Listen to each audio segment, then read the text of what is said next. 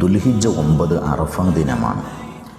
അറഫയിൽ നിൽക്കുന്ന ഹാജിയല്ലാത്ത എല്ലാവർക്കും അന്ന് നോമ്പെടുക്കൽ സുന്നത്തുണ്ട്. നബി സല്ലല്ലാഹു അലൈഹി വസല്ലം തങ്ങൾ പറഞ്ഞതായി അബൂ ഖത്താദ റളിയല്ലാഹു അൻഹു നിവേദനം ചെയ്യുന്നു. സിയാമു യൗമി അറഫ അഹ്തസിബു അലല്ലാഹി അൻ യുകഫിറ സനത്തല്ലതി ഖബ്ലഹു വസ്സനത്തല്ലതി ബഅദഹു. അറഫാ ദിനത്തിലെ നോമ്പിൻ്റെ പ്രതിഫലമായി കഴിഞ്ഞൊരു വർഷത്തെ തിന്മകളും വരാനിരിക്കുന്നൊരു വർഷത്തെ തിന്മകളും പൊറുക്കപ്പെടുമെന്ന് നബിയുന റസൂലുള്ളാഹി സ്വല്ലല്ലാഹു അലൈഹി വസല്ലം തങ്ങൾ പഠിപ്പിക്കുന്നു.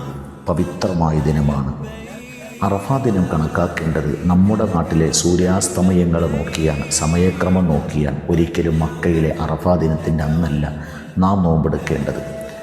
സമയവും ദിവസവും വ്യത്യാസം തന്നേക്കാം. നമ്മുടെ അറഫാ ദിനത്തിൻ്റെ അന്നാണ്. ഏത് പ്രദേശത്ത് മുസ്ലിം താമസിക്കുന്നുവോ ആ പ്രദേശത്ത് ദുൽഹിജ്ജ 9 എന്നാണോ അന്നാണ് അവർ അറഫാ ദിനമായി അവർ ആചരിക്കേണ്ടത്. നാഥൻ അനുഗ്രഹിക്കട്ടെ. അസ്സലാമു അലൈക്കും.